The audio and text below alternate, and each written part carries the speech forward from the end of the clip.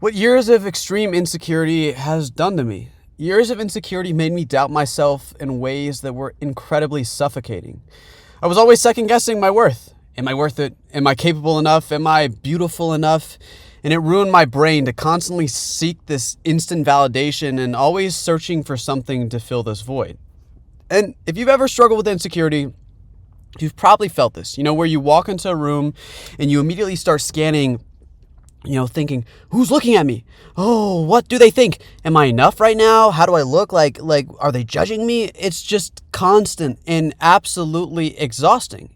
And yeah, that's it. And that's what we're talking about today. And I hated the person I was. And I'll say, when I was around 15, I was very socially awkward. I was underdeveloped, afraid of my own existence, and it didn't help that I hadn't hit puberty at the same time as my peers, so I was smaller than everyone. And I felt like an ugly duckling that didn't fit in. And that's where my ego found me. And don't let your ego know your insecurities, because they never let that shit go. And my ego told me that I was ugly, and I wasn't, but it gave me something to believe in. And this idea of these years of insecurity and how that impacts a person is really important to understand, because I'm not the only one that's been affected by this. We are all affected by it, especially those who have this extreme degree of self-consciousness. So what is insecurity actually?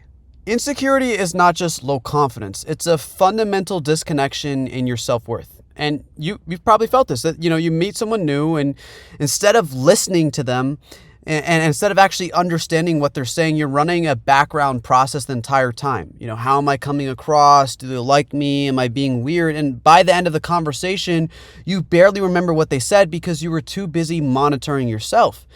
And it makes you a spectator of people rather than someone who actually enjoys them. And this is a big problem because it makes you more selfish. If you're insecure and you're constantly worried about how others perceive you, then you never have a basis for real connection. And this can be a real problem when it comes to developing love for somebody, making new friends, and actually just being a good person. And part of my battle with extreme insecurity was realizing that it was making me bad. Why am I so fucking selfish? Do I really believe that I'm such an important person that I don't listen to anyone else? And so I got a nose job because I was convinced that I was ugly and that fixing the way that I looked would make me finally confident. And I was counting dollars by the day, saving for a nose job, just believing that somehow I was oppressed and that this gap between what I wanted to be and what I currently was going to solve all of my problems in life, which is just fucking ridiculous. But that is insecurity. It makes your internal suffering feel completely disproportionate to your internal reality. So even to the fact that I never needed plastic surgery, I felt like I couldn't live without it. And I'm sure that you've experienced something like this. So Freud, he's a philosopher, Sigmund Freud, the guy that talks about dicks all the time. He talked about ego as part of the psyche that mediates you between your raw desires and the reality of the world. So from his perspective, ego is not bad and it keeps you functional. But an ego built on insecurity becomes a defense mechanism and runs your entire life. So every decision that's filtered through that selfish ego will make accepting yourself more difficult because you see yourself as less worthy, less beautiful, and less valuable. And you've done something like this, posted something, said something, worn something, not because of how you actually wanted to present yourself, but because you were trying to control how someone saw you. And maybe it worked. Maybe I look better now that I had plastic surgery. I think I do. But those moments feel extremely hollow because often they're not actually us. So yeah, insecurity hands ego too much power. So instead of helping you to navigate the world, it stays trying to control it. We're literally fucking control freaks. And I'd like to take the example of looks maxing culture. We got not millions. We've got hundreds of thousands of dudes online that are obsessed with perfection, beauty, getting the plastic surgery and optimizing themselves. And, this has been a long running problem since social media was invented, but now it's kind of at a boiling point where that degree of self-criticism is accepted. And I was one of those people. I really did. I got multiple plastic surgeries and it made me look better. But the thing that it also left me with were scars that were so deep that it almost ruined my life. And that's what these people are forgetting, is that instant validation that you get is just selfishness eating you away. And it tickles at first. Now, the cost of insecurity is also a big deal, because insecurity made me selfish as fuck. Think about the last time you were in a conversation and the only thing that you thought about was yourself. That's a problem. When you're consumed with how you're perceived, you stop being present for other people. You stop caring about your peers, your kids. If you're old enough to have kids, you probably aren't. But, I got some old people watching this. And it destroys things. And it destroyed my best friendship, my ego, my selfishness. Because sophomore year, I met a nice girl. I felt like I fell in love. I started to believe that I wasn't broken. Oh my God, I've got this beautiful lady that's so into me. This is so cool. And I felt happy. But the problem is that it was my best friend's girl. Yeah, that's fucked up. And I tried to sleep with her, twice. And we were both into each other, but, we kind of just decided that it wasn't worth pursuing. But either way, I was still living with my best friend at the time. And that fucking decimated our friendship, because that insecurity that pushed me to try and create a relationship with his girl, and probably what pushed her to do the same thing, was that insecurity was born into me at a young age. At like 15, it metastasized into this cancerous tumor that destroyed the most important relationship in my life. And that's what years of unmanaged insecurity does. It doesn't stay contained. It bleeds into everything, and it is truly destructive. And Freud continues this point further. He talks about how narcissism is actually a defense against insecurity. Paradoxically, the most insecure people often appear the most self-absorbed, because self-absorption is this armor. Because if I'm constantly focused on myself, I never have to be vulnerable enough to actually care about other people. And I'm sure you've met this of someone who seems like supremely confident, but something feels like off. And they talk about themselves constantly. They got their head up their ass, and they don't really ask about you.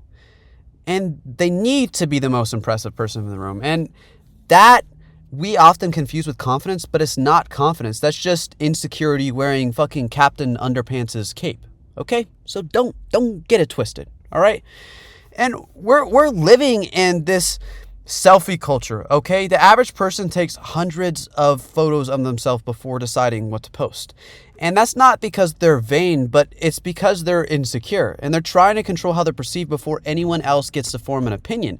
So we grew up in this normalized culture where we can, I'm literally looking at myself right now. I literally know how I look every moment. I can just totally analyze myself. We were never meant to do that, bro. We're fucking monkeys. Do you think that is good for our brains? It's not. And so that's why we need to give ourselves a little bit of grace and say, okay, maybe it's not our fault that we're insecure, but we need to treat this more seriously. And a lot of this comes to a breaking point, because there's a moment in every insecurity story where the defense mechanisms collapse. And I'm sure that you've had this moment. Maybe it wasn't as dramatic as mine. Maybe you didn't try and sleep with your best friend's girl, but what you're looking at is insecurity made you do something and you thought, fuck, I can't keep living like this. Maybe it was a selfish decision. Maybe you cheated. Maybe you stole.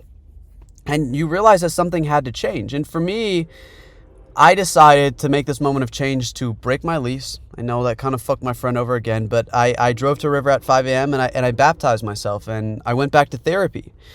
And I told my ego that it would no longer burn me or the things around me, and that I also needed to get medicated for anxiety, because that was a large, centerpiece of my insecurity. And that medication didn't kill my self-awareness. It brought it back to center. And unfortunately, I think a lot of us have this stigma around, oh man, don't get medicated, just be the natural way. Okay, well, some of us have fucked up brains, okay?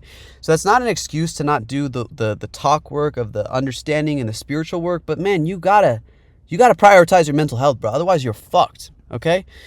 Freud also talked about this. I know we're digging deep into Freud's guts, but he's got some genius shit, okay? Sublimation, which is redirecting destructive impulses into something constructive. That same energy that drove the insecurity gets redirected instead of being removed. So the person who was always watching how they were received becomes someone who is actually aware of how other people feel. And that's where you need not feel so bad, because if you are insecure, you're actually more self-aware than other people. And the people that often read the room, who notice when something's off, who make people feel genuinely seen, I'd bet they've been through some version of this themselves, because that awareness doesn't come from nowhere. And so all of these mechanisms just give you more control over your sense of self.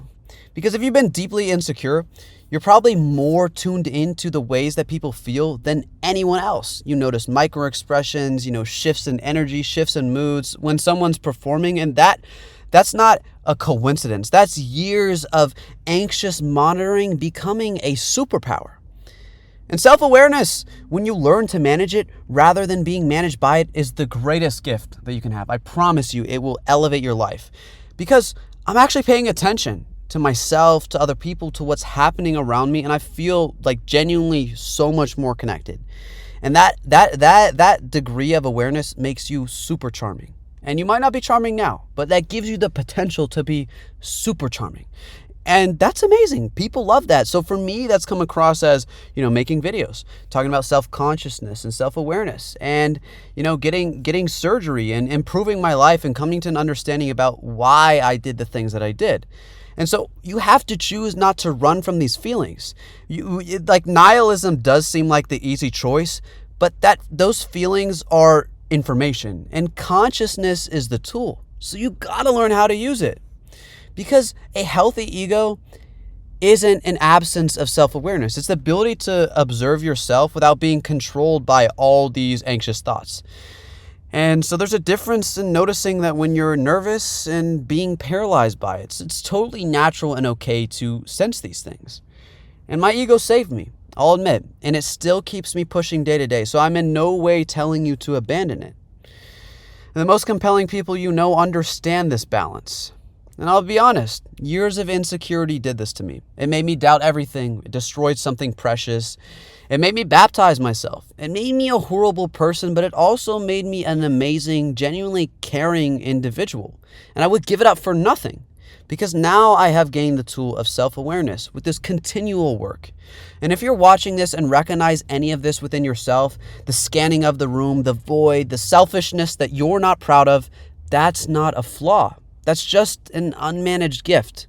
So don't numb it. Don't run from it. Don't be scared and fucking shit your pants.